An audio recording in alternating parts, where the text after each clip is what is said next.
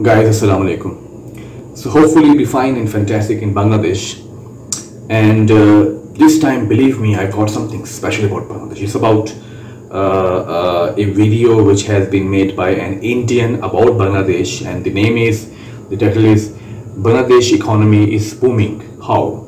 And Shakir Farhan from Bangladesh, he has just like asked me for this reaction. So Shakir, it's for you. Again, it's a good video you have just like suggested me. I haven't watched this video yet, but it seems like it would be like impressive and like fantastic. So let's see how Bangladesh is booming in South Asia. So Shakir, it's for you, and believe me, I'm quite interested and excited. Like how Indian people, how they think about Bangladesh and its economy and like people and their like status at the moment. So here we go, and we'll start this video. ये GDP per capita का graph है India, Pakistan और बांग्लादेश के लिए। 2000 में बांग्लादेश के GDP per capita करीब आधा था पाकिस्तान का और 75% था इंडिया का। पर 20 साल बाद बांग्लादेश ने पाकिस्तान का फिगर क्रॉस कर लिया है और अब इंडिया का 80% है। ये हुआ है कंसिस्टेंट इकोनॉमिक ग्रोथ की वजह से, पर इंडिया के साथ गैप कम हो सकता है। जैसे साल 2020 में जहाँ इंडिया की इकोनॉमी गिरी 8% से, वहीं बांग्लादेश की इकोनॉमी बढ़ी 3.8% से। और इकोनॉमिक इंडिकेटर्स के अलावा बांग्लादेश की प्रोग्रेस सोशल इंडिकेटर्स में भी बहुत इंप्रेसिव रही है।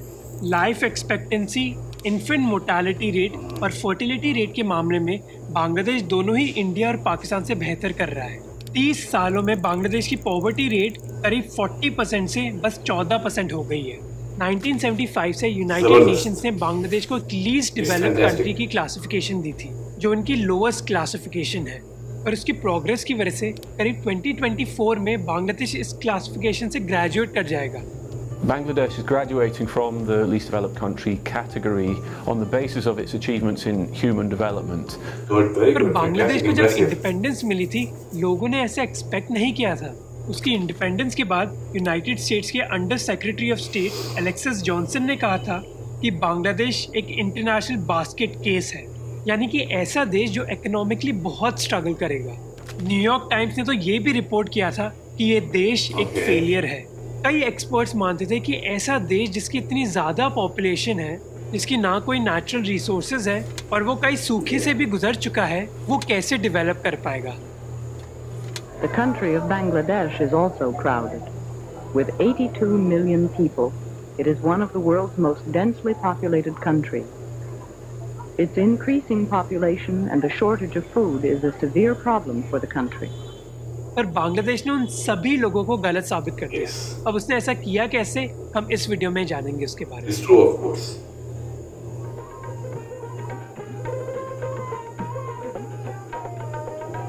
बांग्लादेश को पाकिस्तान से इंडिपेंडेंस मिली थी 1971 में, जब मुक्ति बाहिनी, जो एक बांग्लादेशी आर्म ग्रुप था, उसने एक बड़ा किरदार निभाया था। और ये संभव हुआ था इंडिया के सपोर्ट से। क्योंकि बांग्लादेश की स्थापना बहुत वायलेंस से हुई थी, इसलिए इंडिपेंडेंस के बाद उनके नागरिक की बेसिक मांग भी पूरी करना मुश्किल हो गया था सरकार के लिए। इसके अलावा 1974 में उधर एक सूखा पड़ गया था, जिसकी वजह से कुछ एस्टिमेट्स के हिसाब से 15 लाख लोगों की मौत हो गई थी। इसके अलावा वायलेंस की वजह से करीब 1 करोड़ बांग्लादेशी को इंडिया में शरण लेनी पड़ी। In this camp near Calcutta, over 2.5 million had to be fed every day. The mere distribution of food was no ordinary problem. Several organizations, Indian and international, worked ceaselessly to feed multitudes of people. इसके अलावा political instability और military कूज की वजह से economic growth और मुश्किल हो गई और देश में गरीबी फैलने लगी।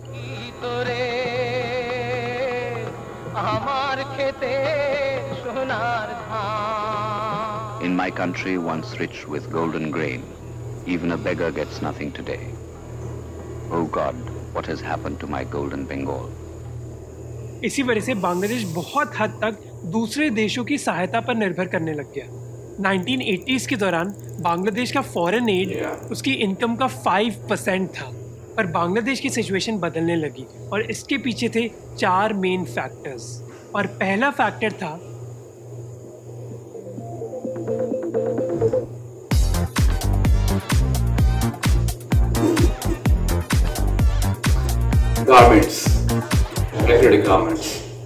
बांग्लादेश ने वही तरकीब अपनाई जो कई और एशियन देशों ने अपनाई थी पहले, वो थी लो स्किल मैन्युफैक्चरिंग, स्पेशली कपड़ों की मैन्युफैक्चरिंग। अगर आप दुनिया की बेस्ट शॉपिंग जगहों में जाओगे और उधर से कपड़े उठाओगे तो अच्छी संभावना है कि आपको एक मेड इन बांग्लादेश कपड़ा दिखेगा। बांग्लादेश दुनिया का सेकंड सबसे बड़ा एक्सपोर्टर है कपड़ों का। बांग्लादेश की गवर्नमेंट एसोसिएशन के हिसाब से देश की 10% से ज़्यादा जीडीपी का शेयर इस इंडस्ट्री को जाता है और 1980s में ये इंडस्ट्री ऑलमोस्ट ना के बराबर थी, पर करीब 30 सालों में गवर्नमेंट फैक्ट्रीज की संख्या 384 से 4000 से ज़्यादा तक बढ़ गई है। ये इंडस्ट्री डायरेक्टली करीब 40 लाख लोगों को नौकरी देती है और इनडायरेक्टली करीब 1 करोड़ लोगों को, और करीब 80% लोग जो इस इंडस्ट्री में काम कर रहे हैं वो महिलाएं हैं।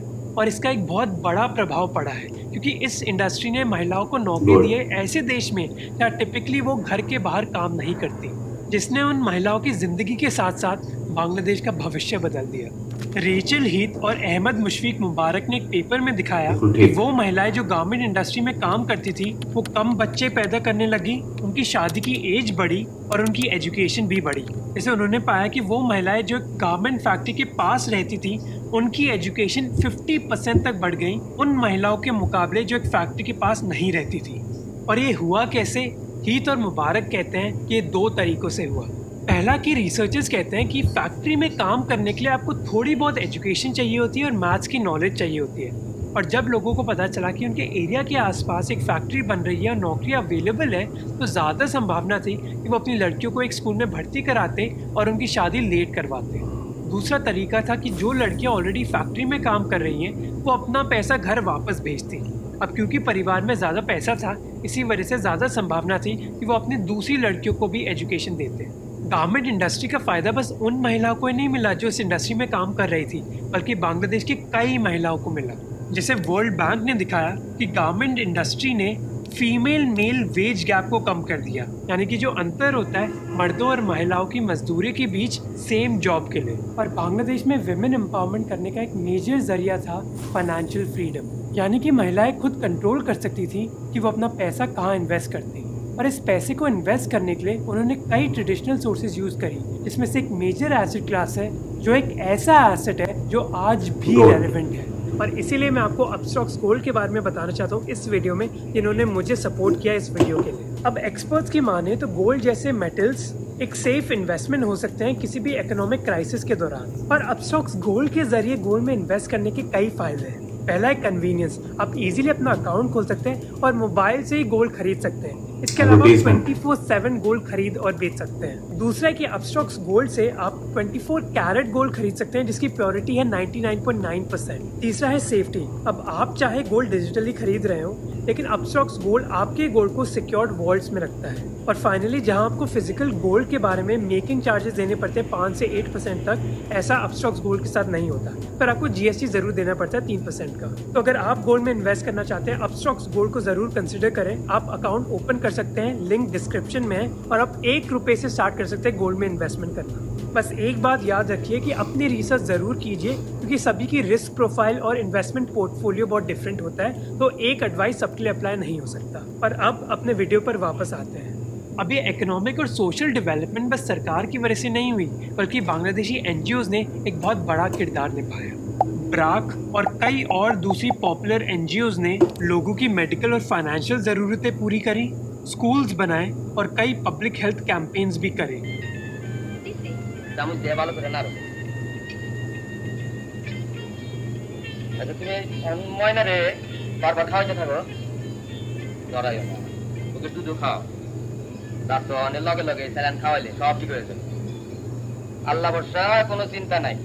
और अरविंद सुब्रमण्यन जो इंडिया के एक्स चीफ इकोनॉमिक एडवाइजर थे, उन्होंने बांग्लादेश की इस डेवलपमेंट को अनोखा बताया है।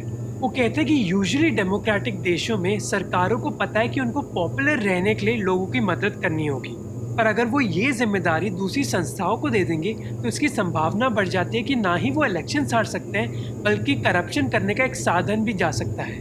जैसे इंडिया में रिसर्च ने दिखाया है कि रोड कंस्ट्रक्शन एक बहुत पॉपुलर तरीका है पॉलिटिशियंस को घूस लेने का, जहाँ वो रोड बनाने का कॉन्ट्रैक्ट एक ऐसे कॉन्ट्रैक्टर को देते हैं जो उनको बदले में घूस देता हो। और वो कहते हैं कि जितनी ज़्यादा इफेक्टिव दूसरी संस्थाएं हो जाएंगी एजुकेशन और हेल्थ केयर देने के लिए नागरिकों को, उतना ज़्यादा डर सरकारों को लगेगा। पर वो कहते हैं कि बांग्लादेश में हमें ऐसा नहीं देखने को मिला है, और वो इस चीज़ के लिए एक एक्सप्लेनेशन देते हैं। वो कहते हैं कि जिन कंडीशंस के दौरान बांग्लादेश बना तब बहुत वायलेंस था और बहुत ज़्यादा गरीबी थी। इसी वजह से जो सरकार भी थी वो बहुत कमज़ोर थी, और जब सरकार बेसिक चीज़ें नहीं दे पाई नागरिकों को तो एनजीओज़ को ये जिम्मेदारी उठानी पड़ी। दूसरी एक्सप्लेनेशन वो देते हैं कि बांग्लादेश के जो टैक्स टू जीडीपी रेशियो है वो बहुत कम है। अब ऐसी सिचुएशन में जब सरकार टैक्स कलेक्ट नहीं कर पा रही तो वो स्कूल जैसी चीज़ें कैसे बनाएंगे। इसी वजह से एनजीओज़ ये काम करने लग गई, और उन्होंने अपना काम बहुत बखूबी किया। रिसर्च ने दिखाया कि उनके काम की वजह से बच्चों की कंडीशन में इम्प्रूवमेंट आई है, विमेन एम्पावरमेंट बढ़ी है, टॉयलेट्स का यूज़ बढ़ा है, और गरीब महिलाओं के भी स्वास्थ्य की जानकारी भी बढ़ी है। और फाइनली बांग्लादेश की एक बैलेंस फॉरेन पॉलिसी रही है। जब बांग्लादेश की मांग बढ़ रही थी तब जियो पॉलिटिक्स बहुत ही कॉम्प्लेक्स थी। जहां इंडिया और सोवियत यूनियन एक साइड में थे, वहीं यूएस और पाकिस्तान दूसरी साइड में थे। आज के दौर में सोवियत यूनियन को चाइना ने रिप्लेस कर दिया है। ऐसे चैलेंजिंग एनवायरनमेंट के बावजूद बांग्लादेश ने ऐसी फॉरेन पॉलिसी क्रिएट करी है जिससे उसको कई बेनिफिट्स मिले हैं। जैसा पहला फॉरेन एड। इसके बावजूद कि यूएस बांग्लादेश की इंडिपेंडेंस नहीं चाहता था, फिर भी यूएस ने बहुत फॉरेन एड दिया बांग्लादेश को। दूसरा रेमिटेंसेस। अब रेमिटेंसेस क्या होते हैं? रेमिटेंसेस वो पैसा है जो वर्कर्स जो दूसरे देशों में काम कर रहे होते हैं वो अपने घर वापस भेजते हैं। बांग्लादेश की रेमिटेंसेस उसके जीडीपी का करीब 6% है। आधे से ज़्यादा रेमिटेंसेस ये मिडिल ईस्ट देशों से आते हैं, जहाँ Bangladeshi construction workers, cooks, drivers, tailors, waiters और सेल्स पर्सन जैसी जॉब्स करते हैं। और एक वर्ल्ड बैंक रिपोर्ट ने पाया कि ऐसे घरों में जहां एक सदस्य एक फॉरेन देश में काम कर रहा है उनकी ज़्यादा इनकम भी है और सेविंग्स भी, शायद क्योंकि ये परिवार रेमिटेंस का पैसा प्रोडक्टिव चीज़ों में खर्च करते हैं, जैसे खाना, ज़मीन खरीदना और लोन वापस देना।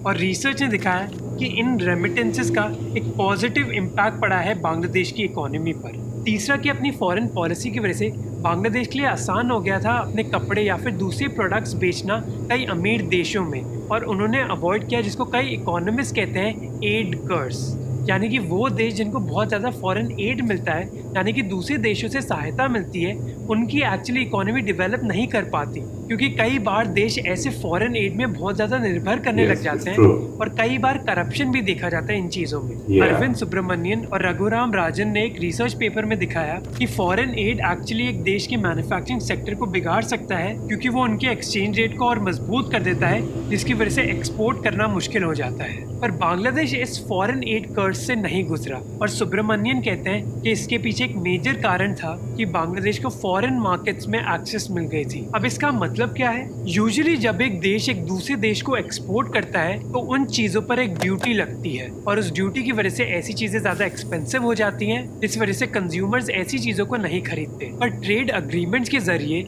कई अमीर देश ऐसी ड्यूटीज को हटा देते हैं उन प्रोडक्ट से जो गरीब देशों से आते हैं, और बांग्लादेश के साथ भी ऐसा ही हुआ है। कुछ ही सालों में बांग्लादेश ने बहुत प्रोग्रेस करी है, पर इसका मतलब ये नहीं है कि जो सेम फॉर्मूला बांग्लादेश यूज कर रहा है वो इफेक्टिव रहेगा भविष्य में भी। ऐसे कई लोगों ने चेतावनी दी है कि बांग्लादेश कुछ ज़्यादा ही निर्भर है अपनी गारमेंट इंडस्ट्री में। इसी वजह से अगर कोविड जैसा इवेंट होता है जहाँ लोग कपड़े ज़्यादा नहीं खरीदते और एक्सपोर्ट करना मुश्किल हो जाता है, तो गारमेंट इंडस्ट्री को तो नुकसान झेलना ही पड़ता है, बल्कि पूरी इकोनॉमी को भी झेलना पड़ता है। बांग्लादेश के करीब 80% एक्सपोर्ट्स गारमेंट से आते हैं, जो बहुत ज़्यादा हाई है। इसी वजह से कई एक्सपर्ट्स ने कहा है कि बांग्लादेश को दूसरी इंडस्ट्रीज़ को भी प्रमोट करना होगा, और कोविड अकेला कारण नहीं है। बांग्लादेश को जो ड्यूटी फ्री एक्सेस मिल रही थी अमीर देशों में वो ख़त्म होने वाली है, क्योंकि बांग्लादेश को वो एक्सेस मिल रही थी क्योंकि वो एक लीस्ट डेवलप्ड कंट्री थी। जैसे ही वो इस कैटेगरी से ग्रेजुएट करती हैं उनको भी ड्यूटी देनी पड़ेगी दूसरे देशों की तरह। इसके अलावा गारमेंट इंडस्ट्री की कई जॉब खत्म हो सकती हैं, क्योंकि वो काम भविष्य में रोबोट्स कर सकते हैं। कुछ एस्टिमेट्स के हिसाब से बांग्लादेश के गारमेंट इंडस्ट्री की करीब 60% जॉब्स खतरे में है ऑटोमेशन की वजह से। इसके अलावा कई लोगों को इस इंडस्ट्री में बहुत कम मजदूरी मिलती है और वो बहुत अनसेफ जगहों में काम कर रहे हैं। ये हम में से कई लोगों के लिए ऑब्वियस हुआ था 2013 में। It was pure chaos. A giant plaza with a market and several clothing factories inside. जब एक बिल्डिंग जहां कई गारमेंट फैक्ट्रीज थी वो कोलैप्स कर गई थी और 1000 से ज़्यादा लोगों की मौत हो गई थी।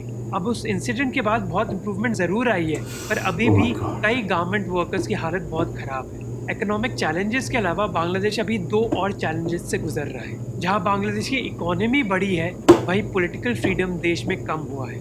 कई जर्नलिस्ट, एक्टिविस्ट और पॉलिटिकल लीडर्स को धमकी दी गई है, जेल किया गया है और कुछ को तो मारा भी है। अब ऐसे सरकारी कंट्रोल के बावजूद शॉर्ट टर्म में तो बांग्लादेश ग्रो कर सकता है, पर लॉन्ग टर्म में ऐसा करना बहुत मुश्किल हो जाएगा। और लास्ट चैलेंज, जो शायद बांग्लादेश का सबसे बड़ा चैलेंज है, वो है क्लाइमेट चेंज का। 2000 और 2019 के बीच दुनिया में बांग्लादेश 7th मोस्ट इफेक्टिव देश था एक्सट्रीम वेदर से। फ्लड्स और साइक्लोन्स बहुत कॉमन हो गए बांग्लादेश में, जैसे हमने देखा साइक्लोन फैनी के दौरान। और इसका सबसे ज़्यादा भुगतान करेंगे गरीब बांग्लादेशी, जिनको क्लाइमेट चेंज की वजह से अपना घर छोड़ना पड़ रहा है और शहर जाकर बहुत बेसिक नौकरियां करनी पड़ रही हैं। पर इन चैलेंजेस के बावजूद हम में से कई लोग बहुत सीख सकते हैं बांग्लादेश की जर्नी से, जहां बांग्लादेश ने लगातार कई लोगों को गलत साबित किया है। और अगर इंडिया के लिए एक लेसन है तो वो है ये ग्राफ, जहां बांग्लादेश में ज़्यादा महिलाएं वर्कफोर्स को एंटर कर रही है, इंडिया में ऑपोजिट हो रहा है। और इस मुद्दे के बारे में हमने अपने रीसेंट वीडियोस में बात भी करी थी। अगर आपने वो वीडियोस नहीं देखी है तो उनको ज़रूर देखिए, लिंक डिस्क्रिप्शन में है। अगर इंडिया को अपनी इकोनॉमिक डेवलपमेंट इम्प्रूव करनी है तो ज़्यादा भारतीय महिलाओं को फॉर्मल इकोनॉमी में आना होगा। और अगर ऐसा हुआ तो हम इंडिया के ग्राफ में भी बहुत बढ़ोतरी देख सकते हैं।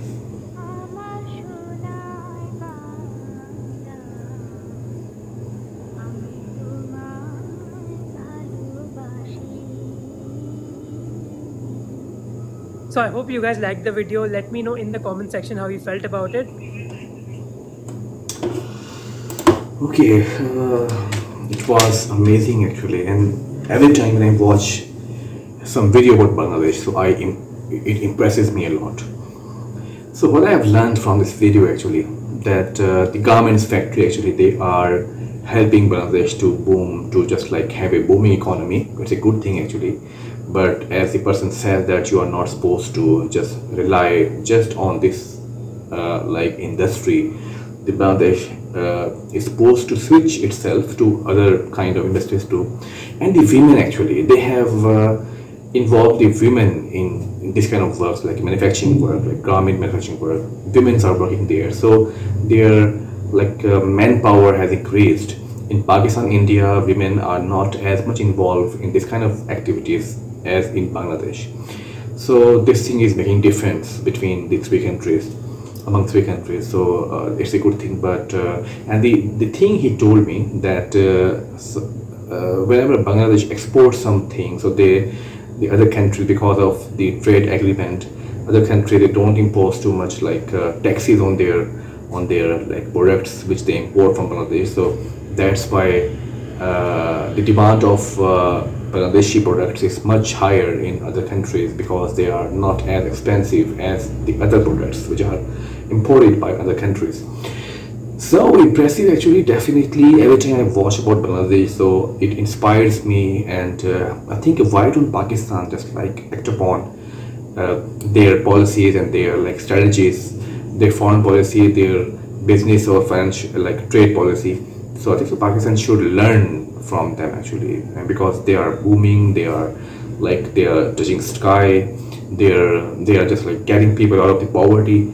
So these all things actually are making world impressed by Bangladesh. Thank you very much, Mr. Shakir Farhan. Again, you have brought a good video to react. So I hope so that your country will prosper more, inshallah. Thank you very much.